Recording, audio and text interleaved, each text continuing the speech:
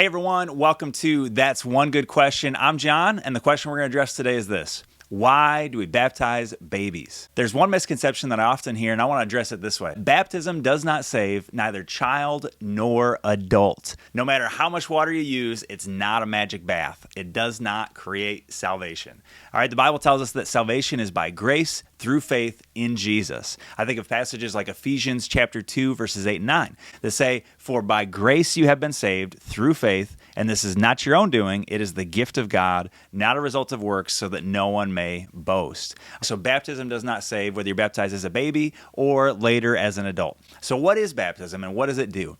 All right, baptism is a sign and seal of God's covenant or promise. That language of sign and seal comes from Romans chapter 4, verse 11. That passage says this, "He received the sign of circumcision as a seal of the righteousness that he had by faith while he was still uncircumcised." And the passage is talking about Abraham, and it uses those two key words, sign and seal. Now, the Old Testament has a specific sign and seal of the covenant, and that is circumcision. We're going to talk about the New Testament sign in just a minute, but circumcision is the Old Testament sign. If you don't know what circumcision is, ask your mom and dad. As odd as it sounds, we can understand the imagery. It's a picture of cleansing, right? Of cutting away of something, of taking away something that was bad or was dirty in order to be clean. And it's a symbolism of cutting away or washing away the sin from our hearts so that we can have a relationship with God. The Old Testament encourages people to do exactly that. I think of passages like Deuteronomy chapter 10 that says, "Circumcise therefore the foreskin of your heart and be no longer stubborn."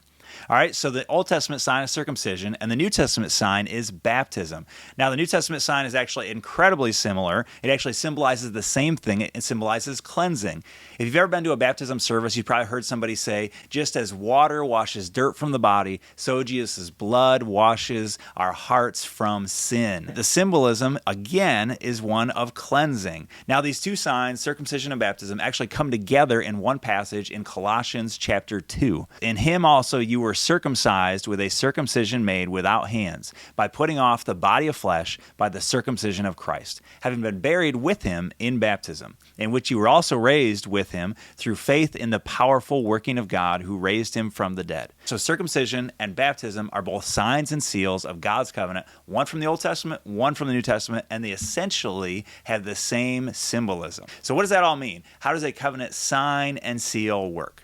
All right, so imagine this. Imagine you got a king and he's writing a letter to one of his subjects, all right? And the king has that signet ring, okay? He heats up the wax and he gets ready to put it on the letter and he puts his signet ring in it, his signet or sign, that's the meaning of that word. So he puts his sign and his seal on the ring, and this is, in fact, one of the primary historical uses of that word covenant, the relationship between a king and his subject. And so the king would take the signet ring and seal the letter, and upon receiving the letter, the subject would know that just as surely as the letter bore the king's seal, so surely would whatever it said be true.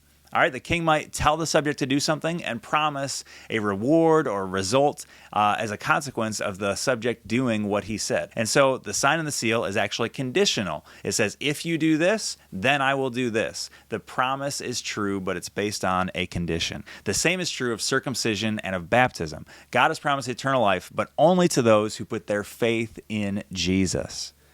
In the Old Testament, every baby in Israel was circumcised, not because they had faith, but because they were part of the covenant community, the people of God who had received his word and his promises. And because they're part of the Old Testament church, the covenant community, these people received the sign of the covenant.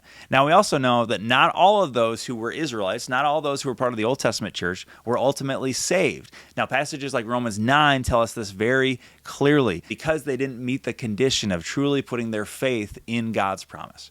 Now, unfortunately, the same thing is true today. Not everybody who's baptized, either as a child or as an adult, ultimately is saved. Some walk away from the faith or prove that they weren't ultimately having saving faith to begin with. So how does the covenant sign work? It's given to the covenant community, to the church, to believers, and to their children. It's a sign of the conditional promise that for all those who believe in Jesus, they will have their sin washed away and they will ultimately be saved.